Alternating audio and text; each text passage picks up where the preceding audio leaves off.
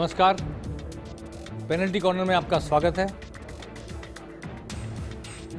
1-1.5 महीने पहले हमने कहा था लो आया चुनाव, आज कह रहे हैं लो हो गया चुनाव। लोकसभा चुनाव की 543 सीटों पर 7वें और अंतिम चरण का मतदान आज पूरा हो गया। लगभग 60% वोट पड़े हैं और 1-2 दिन में जब आंकड़ा चुनाव आयोग जैसा परंपरा बन गई है 2 दिन में 3 दिन में स्पष्ट करता, तो 3 जून को पता लग जाएगा कि 7वें चरण में कितने वोट पड़े और कुल देश में 7 चरण में मिलाकर कितने परसेंट वोट पड़े। आज आ गया एग्जिट पोल, जिसकी प्रतीक्षा थी कि 6 बजे बाद जब मतदान हो जाएगा 7वें चरण का, उसके बाद जुबान खोलेंगे टीवी चैनल, स्क्रीन पर आएगा किस दल को बहुमत मिल रहा है, एनडीए वर्सेस इंडिया, और किसकी सरकार बन रही, किसको कितनी सीट मिल रही, किसको फायदा किसको नुकसान। पूरे देश की चर्चा बहुत देर से आप सुन रहे होंगे टीवी चैनल पर, फर्स्ट इंडिया पर, लेकिन हम राजस्थान की चर्चा विशेष रूप से करना चाहते हैं। पेनल्टी कॉर्नर में अक्सर हम राजस्थान पर फोकस करते हैं, तो पहले राजस्थान की चर्चा करेंगे। और राजस्थान की चर्चा करते हुए मैं बताना चाहता हूं कि सबसे बड़ा यक्ष प्रश्न ये था कि क्या 25 में से 25 सीट जीतने की हैट्रिक लग पाएगी।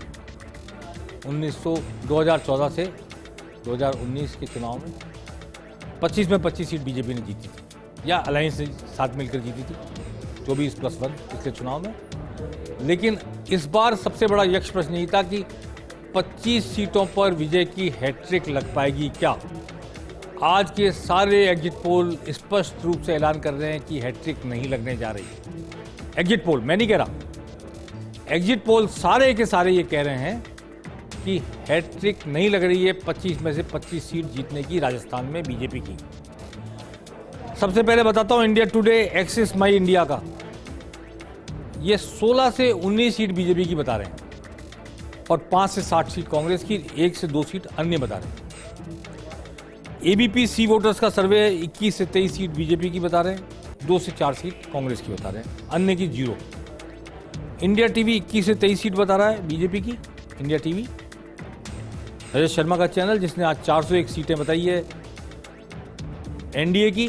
सबसे हाईएस्ट रजत शर्मा के चैनल इंडिया टीवी ने बताई है 401 सीट, वो भी राजस्थान में 21 से 23 सीट बता रहा है बीजेपी की, कोई 25 नहीं बता रहा, और 2 से 4 सीट, 2 या 4, 3 कुछ भी कांग्रेस की। न्यूज नेशन 22 सीट बता रहा है स्पष्ट स्पेसिफिक, कोई इफ एंड बट नहीं, बीजेपी की, और 3 सीट बता रहा है कांग्रेस की। न्यूज 18 बता रहा है 18 से 23 सीट बीजेपी की और 2 से 60 सीट कांग्रेस की। जो पोल ऑफ पोल्स जिसको कहते हैं, एक मीन निकालते हैं, तो 21 सीट बीजेपी को निकल रही है, सबको मिलाकर अगर जोड़ दिया जाए, औसत निकाला जाए, और 4 सीट कांग्रेस को मिल रही है, 2 सीट अन्य के खाते में जा रही है। ऐसा सारे पोल का अगर औसत निकाला जाए तो ये नतीजा है। ये 2 अन्य कौन है राजस्थान के केस में? 2 अन्य में हनुमान बेनीवाल की पार्टी को हालांकि कांग्रेस ने सीट दी है, पर वो इंडिया में के साथ अलाइन नहीं है, वो कांग्रेस ने उनको लोकली अकोमोडेट किया है, इसलिए वो इंडिया का हिस्सा नहीं है। ऐसे ही बाप भारतीय आदिवासी पार्टी डूंगरपुर बांसवाड़ा सीट दी कांग्रेस ने, लेकिन अपने स्तर पर दी है, इंडिया का हिस्सा नहीं है वो, इसलिए वो दोनों अन्य हैं। और तीसरे रविंद्र सिंह भाटी निर्दलीय, जिनके जीतने की संभावना बहुत बताई जा रही है बाड़मेर जैसलमेर सीट पर, वो भी अन्य है। तो इन 3 में से अगर कोई सीट रहा है तो अन्य है, और सीकर में अगर सीपीएम जीत रही है तो वो अन्य नहीं है, वो इंडिया अलायंस का हिस्सा है। इसलिए अन्य स्पष्ट रूप से, भले कांग्रेस के द्वारा छोड़ी गई सीटें, तो भी वो अन्य में है हनुमान बेनीवाल और बाप बांसवाड़ा डूंगरपुर और रविंद्र सिंह भाटी, अगर वो जीतते हैं तो। मैं नहीं कह रहा जीत रहे। और सीपीएम अगर जीतती है सीकर में तो वो इंडिया अलायंस में मानी जाएगी, अलायंस की सीट है। अब इस सर्वे के बाद, जिसमें औसतन 21 सीटें भाजपा को बताई जा रही 25 में से, और 4 सीटें कांग्रेस को और 2 सीटें अन्य को, उस औसत के बावजूद मुख्यमंत्री भजनलाल का आत्मविश्वास बिल्कुल भी नहीं डिगा है। वो अपनी बात पे कायम है कि 25 में 25 सीट जीतेंगे, और सीपी जोशी प्रदेश अध्यक्ष भी अपनी बात पर कायम है। सबसे पहले भजन लाल ने कुछ देर पहले मीडिया को जो बोला है, सीपी जोशी प्रदेश अध्यक्ष ने जो बोला है, आइए उसको सुन लेते हैं, उसके बाद चर्चा करेंगे। 25 की 25 सीट हम जीतेंगे। और आप पुराना एग्जिट पोल भी देख लीजिए, वो भी यही कहते थे, आज भी यही है।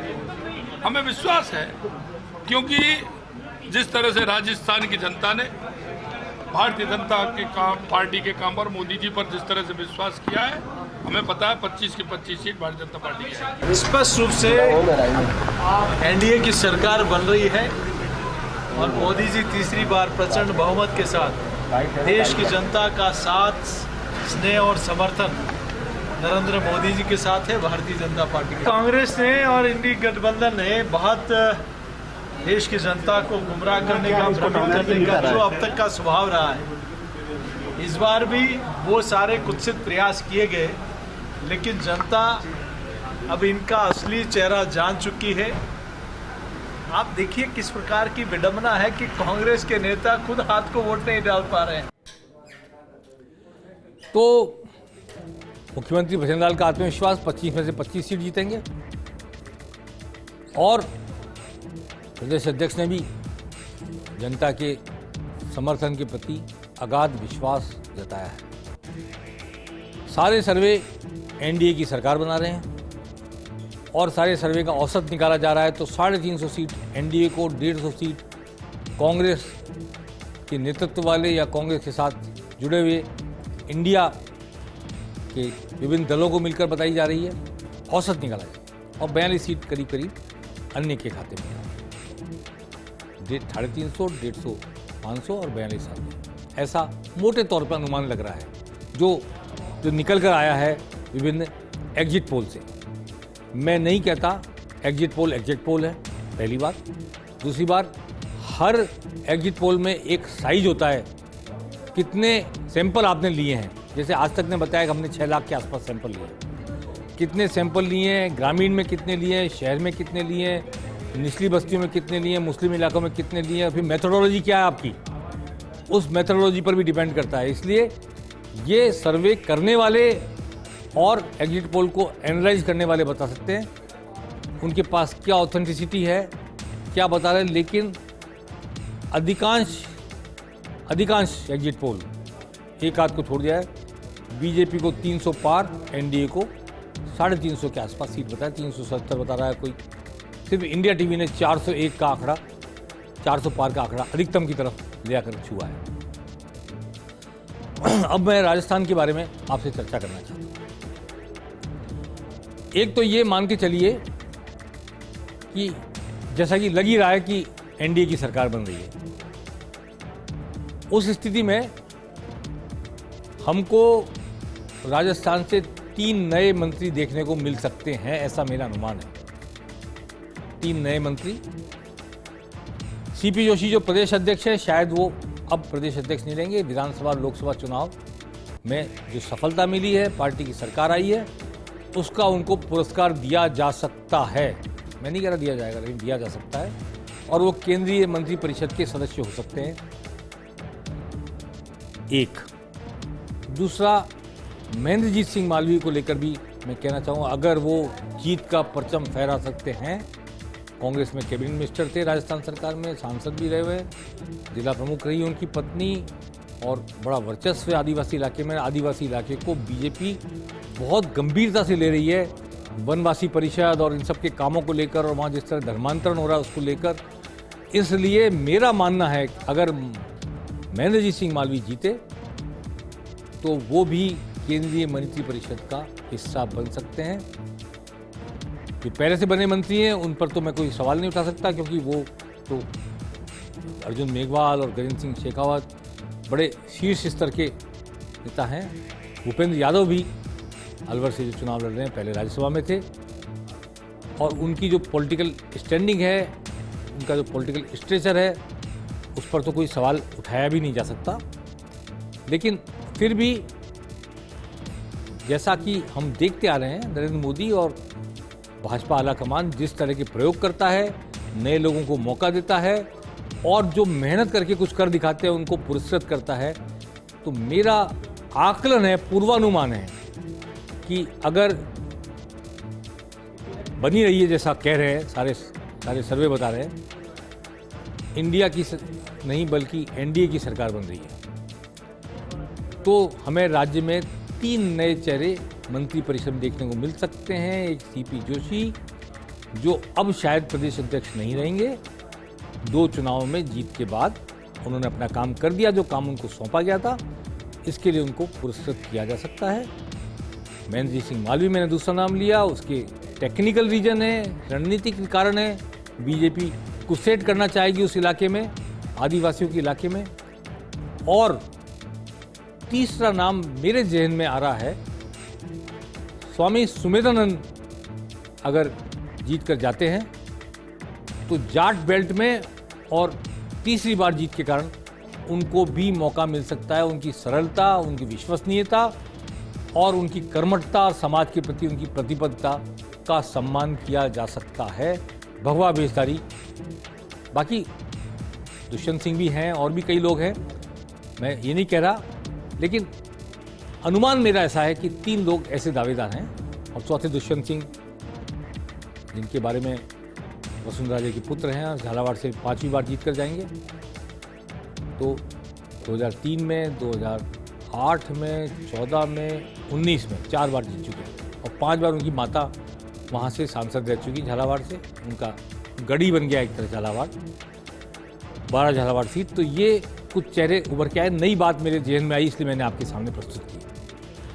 अब जो आज तक ने कह दिया 16 से 19 सीट बीजेपी जीत सकती है, ये भाजपा के लिए वास्तव में अप्रत्याशित बात है, अप्रत्याशित खबर है। और भाजपा के जो अधिकारी हैं, जो नेतागण हैं, वो 22 से कम सीट नहीं मान रहे। खुद गृह मंत्री अमित शाह ने कहा था कि हम 1-2 सीट हार सकते हैं, राजस्थान में कम आ सकती है, एक मीडिया इंटरव्यू में कहा था। तो 1-2 वो मानते हैं, 1-2 और समझ लीजिए। तो मोटे तौर पर जो 4 कांग्रेस की मानी जा रही है सर्वे का औसत निकालने पर और 2 अन्य की मानी जा रही है, 6 सीट पर माना जा रहा है कि बीजेपी नहीं जीत दर्ज कर पाएगी। ऐसा इन एग्जिट पोल का एक पोल ऑफ द पोल्स है, इनका मीन है, इनका औसत है। लेकिन फिर भी मैं कहना चाहूँगा कि कांग्रेस ने और कांग्रेस के साथ मिलकर लड़ रहे लोग, पार्टियों ने 10 सीट पर बहुत कड़ी चुनौती पेश की है बीजेपी के सामने। और वो ऐसी सीटें हैं जिनके लिए सोच भी नहीं सकते कि कांग्रेस बराबरी की टक्कर में आ जाएगी। वहाँ पर कांग्रेस ने 10 से 12 सीटों पर कड़ी चुनौती पेश की है, कड़ी मेहनत की है, जिसमें कोटा की सीट भी शामिल है, जिसमें बाड़मेर, चूरू ये तो है ही, लेकिन शेखावाटी की तीनों सीटें, एक जो सीपीएम को दी गई उस सीट पर भी सीपीएम ने काफ़ी कांग्रेस के साथ मिलकर चुनौती पेश की है। हनुमान बेनीवाल ने कड़ी चुनौती पेश की है नागौर में। बाड़मेर में तो कांग्रेस नंबर 1-2 की फाइट में है। जालौर सिरोही के बारे में कह नहीं सकते, उनकी ज़्यादा चर्चा नहीं हुई है, क्योंकि अशोक गहलोत के बेटे लड़ रहे थे तो सब उसकी चर्चा करने में बस रहे थे, इसलिए कहा नहीं जा सकता कि वहाँ का नतीजा क्या होगा। पर ऐसा तो फिर भी माना जा सकता है कि अशोक गहलोत जो पूरे राज्य का चुनाव कई बार लड़ा चुके हैं, उन्होंने सिर्फ एक सीट पर चुनाव लड़ाया अपने बेटे का, तो उन्होंने निश्चित तौर पर चाक चौबंद होकर, और जैसा मैंने पहले भी बताया पेनल्टी कॉर्नर में कि वो बेंगलोर गए, वो चेन्नई गए, वो सूरत गए, मुंबई गए, जहाँ जहाँ प्रवासी राजस्थानी थे जो बसों में भर के, रेलों में भर के वोट देने आते थे, सब जगह जाकर के न्योता देने के लिए गए वोट बार डालने के लिए। तो इसलिए उस पर भी लगता है मुझे कि कांग्रेस चुनौती पेश कर रही होगी। एक सीट जिसकी चर्चा किसी ने नहीं की, 2 सीट बल्कि मैं कहना चाहता हूँ, एक जयपुर ग्रामीण, अनिल चोपड़ा लड़े थे, उस सीट पर चूंकि सचिन पायलट ने जमकर काम किया है और वहाँ पर एक तरह से जाट वर्सेस राजपूत परिस्थिति थी और गुर्जर और मीणा निर्णायक वोटों की स्थिति में थे, तो मीणा वोट पूरी तरह कांग्रेस के साथ गए इस सीट पर और गुर्जर वोट भी सचिन पायलट की वजह से बीजेपी के साथ जाने की बजाय कांग्रेस के साथ गए, जो कि विधानसभा चुनाव में बीजेपी के साथ गए। इसलिए मैं कहना चाहता हूं कि ये सीट भी एक टफ फाइट की सीट है। टोंक सवाईमाधोपुर टफ फाइट की सीट है और इसके अलावा हम जो देखते हैं जिनकी बात कोई नहीं कर रहा, भीलवाड़ा सीट की, क्योंकि 6 लाख वोटों से बीजेपी हारी थी उस सीट पर।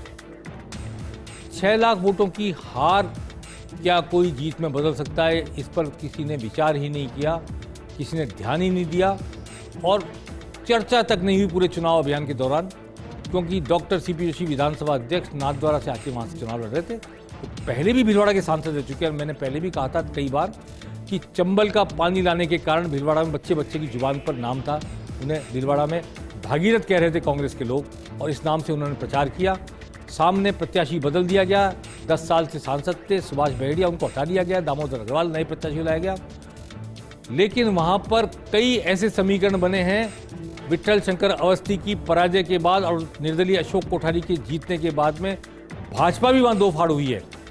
इसलिए भीलवाड़ा का परिणाम क्या हो सकता है कह नहीं सकते, लेकिन डॉक्टर सीपी जोशी ने बहुत अच्छा चुनाव लड़ा है और अगर कांग्रेस के लोगों ने उनका साथ दिया है, धीरज गुर्जर ने, रामलाल जाट ने और जो दूसरे लोग थे, हालांकि विवेक धाकड़ नहीं रहे इस दुनिया में चुनाव के दौरान, वो चले गए दुनिया से, नहीं तो वो भी एक मांडलगढ़ में उनके लिए असेट होते। तो मेरा आकलन ये है कि भीलवाड़ा की सीट पर भी कांग्रेस ने चुनौती खड़ी की है, चाहे वो 6 लाख वोटों से हारी हुई सीट थी। इसलिए जो आज तक का सर्वे है 16 से 19 सीट बीजेपी को आ सकती है, उसके पीछे जो 3-4 सीटें हैं जो बीजेपी को पीछे न्यूनतम पर 16 पर ले जा रहे हैं, वो ये 3-4 सीटें हैं जिनका मैं जिक्र करना चाहता हूं कि आज तक जैसा सर्वे जो एक्सिस बाई इंडिया ने किया है, बाकी सब 21-22 सीटें दे रहे हैं, 18-23 सीटें दे रहे हैं, लेकिन आज तक जो 16 तक पीछे गया वो किन 3-4 सीटों की वजह से गया है, उनका मैंने आपसे जिक्र किया। राजस्थान से कौन नए मंत्री बन सकते हैं उनका मैंने जिक्र किया। अब थोड़ी सी बात देश की कर लेते हैं। देश में जो सर्वे आए हैं, जो एनालिसिस आए, उस पर मैं कोई कमेंट करने की स्थिति में नहीं हूं। इसलिए नहीं हूं कि हर एक का अपना सर्वे है, हर एक का अपना आकलन है, लेकिन 2 बातें स्पष्ट हैं।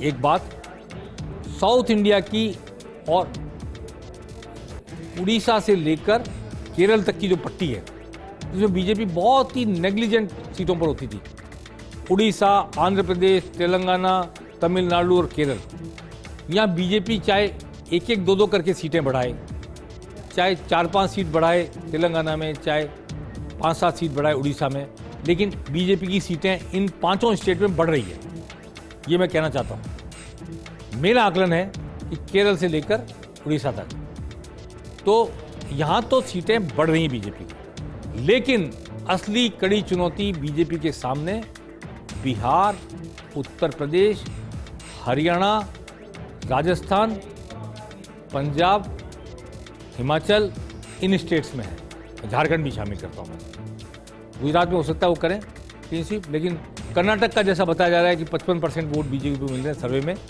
वो कांग्रेस का राज आ गया विधानसभा चुनाव में, तो थोड़ा सा उस पर प्रश्नवाचक चिन्ह माना जा रहा है कि 22 सीट कर्नाटक में 28 में से बीजेपी को मिल जाएगी। इस पर एक प्रश्नवाचक चिन्ह कांग्रेस के लोग भी लगा रहे हैं, दूसरे पत्रकार भी लगा रहे हैं। तो ये 5-6 जो बड़ी स्टेट्स हैं, इनमें बीजेपी क्या आगे जाएगी या बीजेपी अपनी स्थिति को बरकरार रख पाएगी, या बीजेपी 2-2, 4-4 करके सीटों का नुकसान उनको होगा, और क्या उस नुकसान की भरपाई साउथ से हो रही है? जितनी साउथ से प्लस हो रही सीटें, क्या उससे ज़्यादा सीटें कम नहीं होंगी? यह यक्ष प्रश्न हमारे सामने है। 4 जून को नतीजे आएंगे सामने, उस दिन सब कुछ स्पष्ट हो जाएगा। आज जो सर्वे है वो एक सैंपल सर्वे है, सैंपल के आधार पर किसी मेथोडोलॉजी को अडॉप्ट किया किसी कंपनी ने, और एक पॉलिटिकल पार्टी का विश्लेषण करते हुए, छोटी पार्टी, बड़ी party, regional party, national party, सारे घटकों का विश्लेषण करते हुए किसी न किसी चैनल के साथ अलायंस करके सर्वे प्रस्तुत किया, एग्जिट पोल प्रस्तुत किया। हम उस पर कोई सवालिया निशान नहीं लगा रहे, लेकिन एग्जिट पोल होता है नहीं होता है, इसकी बात तो 4 जून को ही पता लगेगी। 4 जून को हम हाजिर होंगे और जब नतीजे सामने आ जाएंगे उस वक्त इसका नए सिरे से विश्लेषण करेंगे, और उस दिन हम राजस्थान की 25 सीटों पर हुई हार जीत के कारणों का भी विश्लेषण करेंगे। जिनमें से काफ़ी कुछ हम अब भी जानते हैं, लेकिन नतीजे आने के बाद उस पर चर्चा करेंगे पेनल्टी कॉर्नर में। आज बस इतना ही। नमस्कार।